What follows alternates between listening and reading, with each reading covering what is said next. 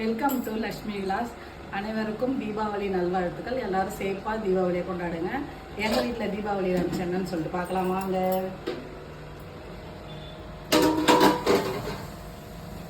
அட்டகாசமாக ஒரு சிக்கன் பிரியாணி,